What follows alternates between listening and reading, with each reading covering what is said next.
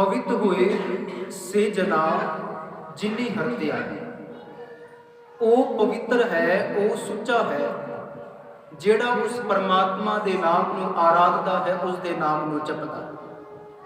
हालांकि इंसान दावा करता है कि मैं सुच्चा, पर जो पावन गुरबाणी को पढ़ते हैं धन गुरु नानक महाराज जी ने जपजी साहिब जी की पहली पौड़ी के विच भी ही कर्म कंडा खत्म कर दिया। इंसान जिन्ना कर्म कंडा के उत्ते चल के तू परमात्मा की प्राप्ति करना चाहता है, उन्हां राही तू परमात्मा की प्राप्ति नहीं कर सकता। पहली पौड़ी हो जी सोचे सोचना होवे जे सोची लखवार। हालांकि इंसान सोचता है कि जो मैं सोचदा वो हुंदा नहीं, इस पंक्ति के अर्थ नहीं है जी। सुच्चा का अर्थ है उत्थे सुचमता। इंसान अपनी जिंदगी के अंदर सुचमता हासिल करना चाहता। तुसी कदे भी सोचो ਜਿਹੜਾ ਬੰਦਾ ਕੰਮ ਕਰਦਾ ਹੈ ਉਦੋਂ ਤੋਂ ਪਹਿਲਾਂ ਉਸ ਕੰਮ ਬਾਰੇ ਸੋਚਦਾ ਹੈ, ਭਾਵੇਂ ਉਹਦਾ ਬਿਜ਼ਨਸ ਹੈ, ਉਹਦਾ ਆਪਣਾ ਕੰਮ ਹੈ, ਉਹਦੇ ਆਪਣੇ ਘਰ ਦੇ ਕੰਮ ਨੇ। ਸਵੇਰ ਤੋਂ ਲੈ ਕੇ ਰਾਤ ਬਿਸਤਰ ਤੱਕ ਸੌਣ ਤੋਂ ਪਹਿਲਾਂ ਇਨਸਾਨ ਸੋਚਦਾ ਹੈ ਤੇ ਫਿਰ ਉਸ ਕੰਮ ਨੂੰ ਕਰਦਾ। ਸਵੇਰੇ ਉੱਠਿਆ ਉਸ ਤੋਂ ਬਾਅਦ ਇਹ ਕੰਮ ਕਰਨਾ ਹੈ, ਲੰਗਰ ਬਣਾਉਣਾ ਹੈ, ਝਾੜੂ ਪੋਚਾ ਕਰਨਾ ਹੈ, ਬੱਚਿਆਂ ਨੂੰ ਤਿਆਰ ਕਰਨਾ ਹੈ, गुरुद्वारे जाना है, पाठ करना है, कीर्तन करना है। ये सारिया चीज़ां पहला इंसान के दिमाग के विच होंदियां ने। इंसान सोचता है उस तो बाद काम नहीं करता। भाव इहदा ये अर्थ नहीं है कि जो असीं सोचते हाँ हुंदा। इत्थे सुचमता दे वजों अर्थ लिए गए। सोचे सोच ना होवे जे सुची लखवार। भावें पानी दे नाल तू अपने तन नूं 100 वारी धो, पर तेरी जिंदगी दे अंदर सुचमता नहीं आ सकती। उस तो बाद फिर जपजी साहिब जी की पावन पौड़ी पढ़ते हैं जी। भरिए हथ पैर तन दे पानी धोते उतरस के। इंसान सवेर तो लैके शाम काम करता है, ਉਹਦੇ हथ पैर शरीर मैला हो जाता है, ਉਹਦੇ कपड़े भी मैले हो जाते हैं, पर साबुन के नाल वो धोते जा सकते। पर कमाल की गल तो यह है जेकर वो गंदगी वो मैल यदि मत के अंदर आ जाए, ये दिमाग के विच आ जाए, तो फिर उसनों साबण के नाल पानी के नाल नहीं धोत्या जा सकता। वो केवल ते केवल भरिए मत पापा कह संग वो धोपे ना वह कर, वो पानी के नाल धोपेगी। इंसान दावा करता है कि मैं सुचा। गुरबाणी ने दावा किया नहीं, दुनिया का कोई भी इंसान सुचा नहीं। भगत कबीर जी का बड़ा प्यारा शब्द है, माता झूठी पिता भी झूठा, झूठे ही फल लागे। फल का अर्थ है जेडे उन्हां माता नूं पिता नूं बच्चे पैदा होए ने वो भी झूठे। माता तो झूठी है, उहदा पिता भी झूठा है, ते उन्होंने दोवां मिलाप तो बाद जिहड़े बच्चे पैदा हुए ने वो भी झूठे। माता झूठी पिता भी झूठा, झूठे ही फल लागे। आवे झूठे जाए भी झूठे, झूठे मरे अभागे। इस दुनिया दे विच तू झूठा आया है ते झूठा ही इस दुनिया दे विच तू चला जाना है। कहो पंडित सुच्चा कवन ठाओ। पंडित जी मैनू दसो कि सुच्चा कौन सा स्थान है जहां बैस मैं भोजन खाऊं, जिस स्थान पे बैठ के मैं भोजन खा सका। ये सवाल किया, क्वेश्चन मार्क है। भगत कबीर जी ने आख्या ओ मैनू स्थान दस जिस स्थान पे बैठ के मैं भोजन छक सका कि ये थां सुच्चा। कमाल दी गल सी। जिहवा झूठी बोलत झूठे। जिहवा भी झूठ बोलती है जी सवेर तो लैके शाम तक। बोलत झूठा, ये सारे बोल झूठे बरते जा रहे ने। करन नेत्र सब झूठे, नेत्र भी झूठे ने, सारी दिहाड़ी झूठ वेखदे ने। करन ये कन भी झूठे ने जेड़े हमेशा अपने कन्ना दे नाल दूजियां दी चुगली सुनना पसंद करते। जिहवा झूठी बोलत झूठा, करन नेत्र सब झूठे, इंद्री की झूठ उतरस नाही।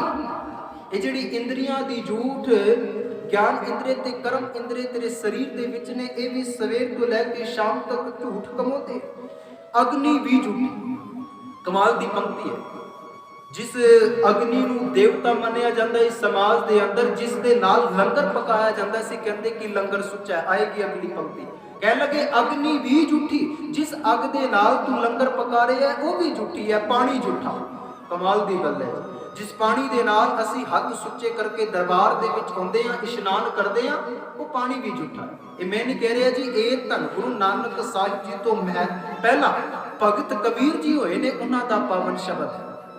वो कह लगे अग्नि भी झूठी, पानी झूठा, झूठे बैस पकाया। ते जिस स्थान से असी लंगर पका रहे हैं, साडा जिहड़ी रसोई है, जिहड़ी चौंका है, वो भी झूठा। अग्नि भी झूठी, पानी झूठा, झूठे बैस पकाया, झूठी कलशी परोसन लागा। जिस कलशी दे नाल लंगर परोसिया जा रहा है साडी थाली दे विच, वो कलशी भी झूठी है। कमाल दी गल आखी महाराज जी ने।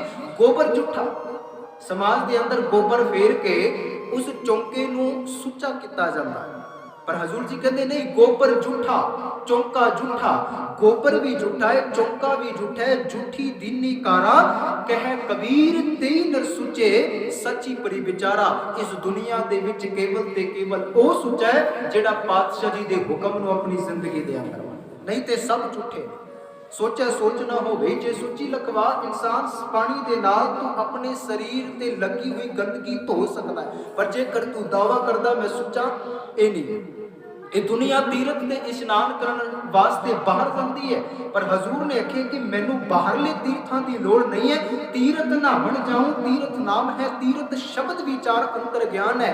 मैं पातशाह जी के दसे हुए तीरथ नूं भाव श्री गुरु ग्रंथ साहिब जी की पावन बाणी दे विच इशनान करदा। सरी समाज के अंदर जोगी अपने शरीर ते सुआह मल के लोकां दे घर मंगण जांदा सी। ਉਹਦੇ वास्ते भी धन गुरु नानक महाराज जी ने शब्द लिखिया, सिर खुआई पीए मलवाणी, झूठा मंग मंग खाई, फूल फदीहत मुँह लैन भंडासा, पानी देख संगाई। पानी नूं देख के उन्हां नूं संग लगदी है, वो झूठा मंग मंग के साडे घरां दे विच लै के जांदे हैं। ये सारा समाज झूठ ते टिकिया। मन झूठा है, तन झूठ है, जिहवा झूठी होए। बहुत जी शब्द गुरबाणी के अंदर है, ये मन भी झूठा है, ये तन भी झूठा है, जिहवा झूठी हुई ते जिस जीव दे नाल असीं पवित्र बोल बोलते हैं, ये भी किते ना किते झूठ बोलती है। हजूर कहने लगे, बाहर मल धोवे मन की झूठ ना जाए।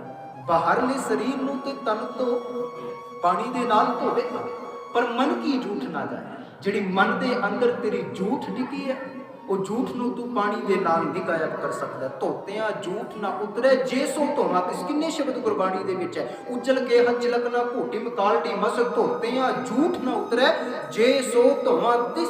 एक भांडा है जी, कह दा भांडा, उस भांडे दे विचों कालिक अंदरी तौर ते मौजूद होंदी है, पर उसनूं जिन्ना तुसीं धोवोगे बार बार कालिक बाहर निकल के आई रहेगी, क्योंकि वो कालिक उस वस्तु के अंदर।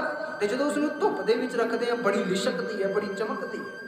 हुण जदों अंतर कालिक है, धोण दे नाल बाहरली ते दूर हो जाएगी, पर अंदर दी किवें दूर करेंगे। महाराज कहते, धोतियां झूठ न उतरे, जे सो धोवा तिस। तन धोता मन हच्छा ना। बहुत जी शब्द गुरबाणी दे विच। एक छोटी जी साखी इतिहास के अंदर धन गुरु नानक महाराज जी सिੱਖੀ का प्रचार करना चाहते हैं। भाई मर्दाना जी उन्हां दे नाल है। एक वैष्णो साधु का जिक्र मिलता है, गोबर दे नाल अपने चौंके नूं सुच्चा कर रहा सी, बड़ा पवित्र समझदा कि मैं सुच्चा हाँ। भाई मर्दाना जी ते धन गुरु नानक साहिब जी ने परखना चाहया। भाई मर्दाना जी उहदे चौंके दे उत्ते चले गए। उसनूं पता लग्या ते गुस्सा आया, चुल्हे दे विच बलदी हुई लकड़ लेके भाई मर्दाना जी दे पिछे भज्जिया सी। वैष्णो शाह दा जिक्र मिलदा। जदों उसनूं पता लग्या, समझाया गया। हालांकि महाराज ने आख्या, गोबर झूठा, ये चौंका झूठा। इस चौंके ते लंगर पका रहा, ये भी झूठा है। तो जिस गोबर दे नाल तो इस चौंके नूं सुच्चा करने की कोशिश कर रहा कि भाई ये सुच्चा नहीं हो सकता। मन अंदर तन वेस कलंदर, घट ही तीरथ नावा।